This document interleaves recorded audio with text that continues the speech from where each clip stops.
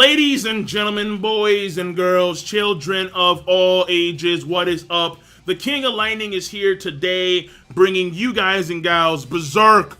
Oh, yes. People, that OST is godly. That opening is godly. The ending is pretty good as well. The soundtrack in general is just so goddamn good. I'm like, goddamn, man. I mean, the animation, which I'll get to real soon. The animation, I know folks are going to have mixed opinions on. But that OST, I think for the most part, folks can agree. That OST is godly. Whoa! That soundtrack I will download immediately once it comes out. No hesitation at all. In fact, I need to find the exact day it's going to be released. I'm on that shit. Like a hawk on ham. Okay? Now, that being said, Berserk 2016 Episode 1 review. Berserk Guts in motion once again. Now, I have massive mixed feelings on this episode. I really do. And it's unfortunate too. Because in of itself, I think it's good.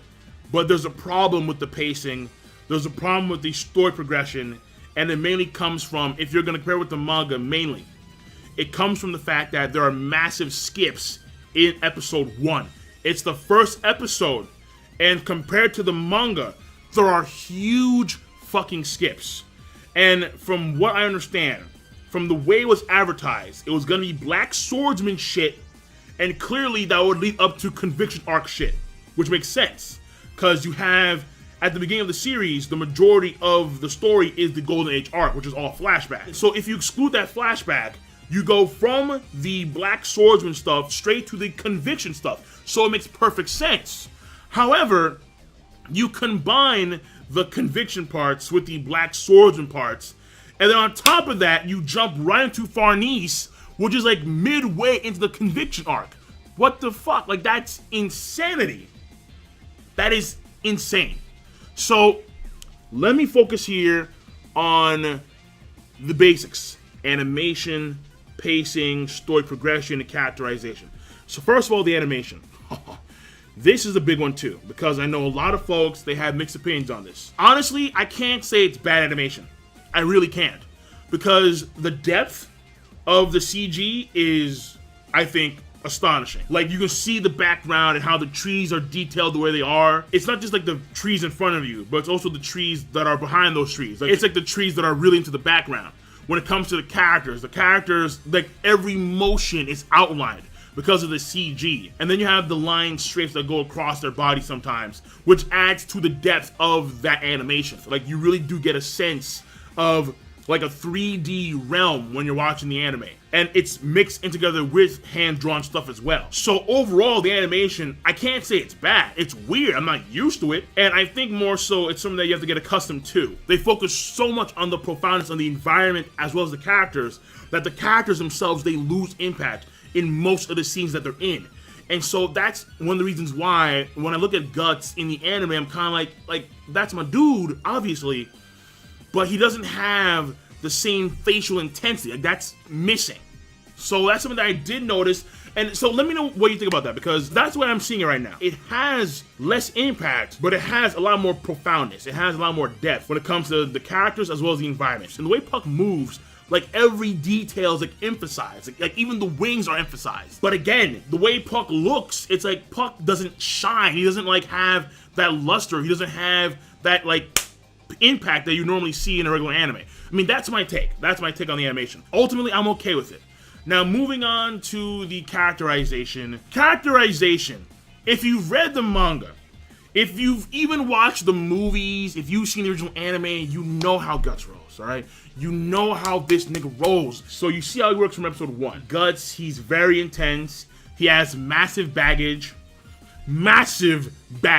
and he is someone that understands that in this world, the strong survive and the weak die. And a good way to also describe his character is seeing how when that one priest talked about, or pastor, talked about his son, how his son, he went off to battle and he died, a no-name soldier. And Guts said, well, at least he died doing what he wanted to do. So that gives you a snippet as to how Guts' mind works. Again, I can get into more details, but that'll take too much time.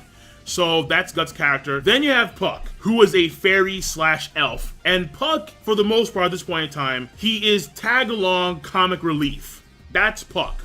where in which the Berserk series, as you see in episode 1, gets pretty serious. The opening in of itself is a pretty serious, it lets you know how serious this show is. Puck, he's comic relief to a major extent, but also Puck is, I would say, Guts' conscience, like his good conscience, like his angel. Because Guts, I mean, he already has too many demons. That is for damn sure. Guts has a lot of demons in the form of literal, like, ghosts and incubi following him. At the same time, he also has his dark past, and Puck is there to somewhat balance that out. Moving on from there, we have the parts where it gets confusing. The pacing and the story progression. Mainly, it's the story progression. And unfortunately, the only thing that we can compare it to is the manga. Now, granted, you could see it in of itself. Like, if you exclude the manga, the pacing and the story progression are relatively fine. The pacing, essentially, Guts going to the tavern, saving Puck, Guts going to the forest, Ishidro's following him, but he can't really find him. Then it's Guts meeting Puck, talking to Puck for a little bit. Then after that, it's raining. You have Guts, he goes into a wagon with the pastor and his daughter, shits the fan after a dream sequence. They both die in gruesome ways. And then Guts and Puck, they go on their own after taking out the ghost, the incubi, and then the accursed tree. And then finally, it is Farnese coming to the picture with her, the Iron Maiden Chain Knights, and then that's it. The story progression follows suit as well, where mainly it's like the same stuff. Like, you see how Guts operates and who Guts is. You see how his body is torn up, how he's a fantastic swordsman of the highest caliber. He has the Dragon Slayer. You see how his left arm was cut off, and in place of it, you have a mechanical arm that has a cannon inside of it, which is pretty damn cool, honestly. You see how Puck operates. You see how Guts has like these demons, these incubi that chase him around, that take control of corpses, that try and take over his body via the brand that's on his neck, which is very important. If you don't know about that brand, you must definitely read or watch the Golden Age arc. You must. You have to. You just have to do it. Now, as well as the ghost, the incubi that chase him, you also see the accursed tree, the tree that had people that executed that were wrapped around it. And so, like, the death and the hatred of these people seeped into the tree itself, and that tree became alive. It's an accursed tree. Guts takes out the tree in one swing. I was like, I know it did not take Guts one swing to beat that tree in the manga. I believe so, at least. Shit, I mean, Guts just shockwave, that was it. Moving on. And Puck, he tags along with Guts now, and they run into the Iron Maiden Chain, the Holy Knights, whatever they're called.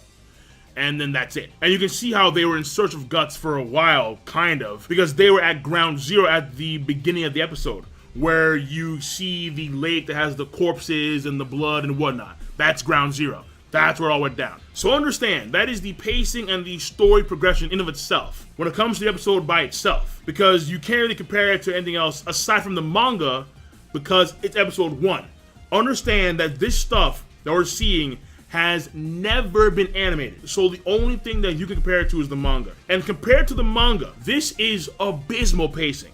This is abysmal story progression. You have a combination initially of the Black Swordsman arc, which is the first 10 chapters, and then the beginning of the Conviction arc, which was fairly weird when you throw in Ishidro. Like, you throw in Ishidro into the tavern where Guts first meets Puck.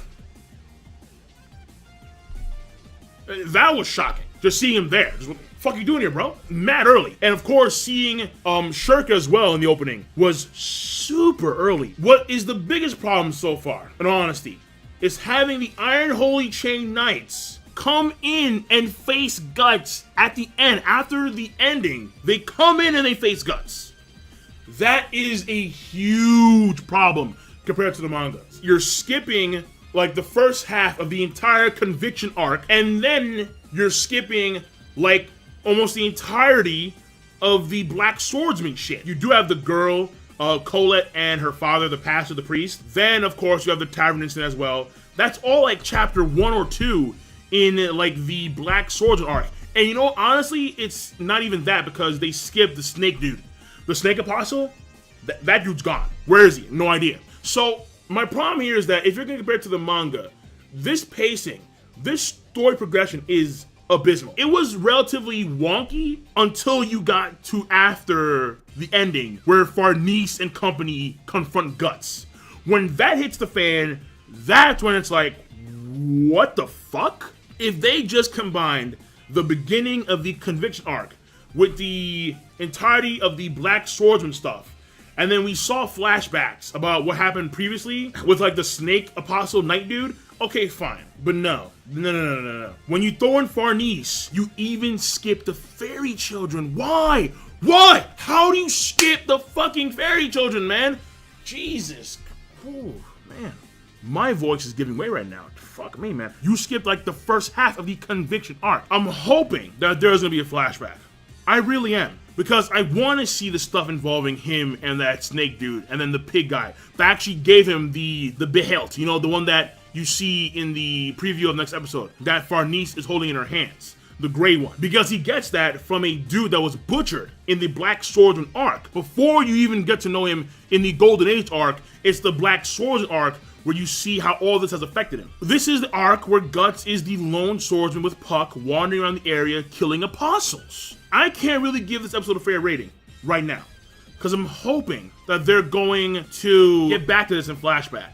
That's what I really want to see. And I mean, if I were to rate it in of itself, the episode overall, it's overall a good episode in of itself. But again, I've read the manga like 5 times over, and I understand full well that if we're going to be looking at this from a manga reader standpoint of this series does not start off good at all.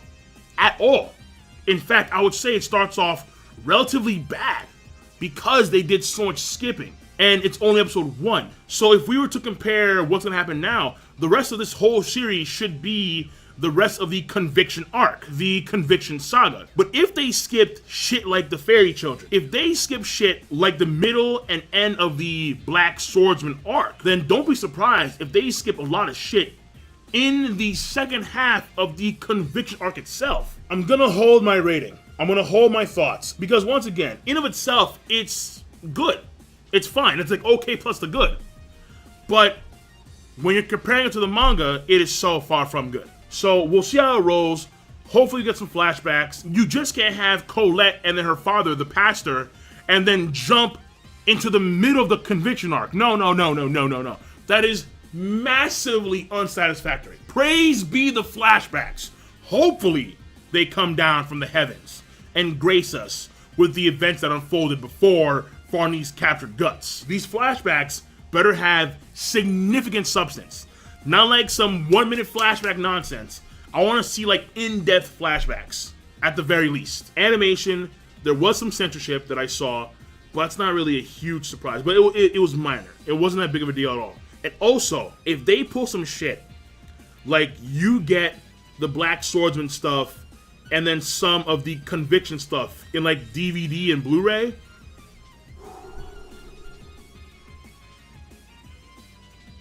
yeah. I'm gonna be salty as fuck. Now I'm done. Rate the video, comment, subscribe. Have a nice goddamn day. And let me know what you thought, because I know a lot of folks have mixed feelings on this one. So, like, you know where I stand. But what do you think? So, yeah, now I'm done. All right? Have a nice goddamn day.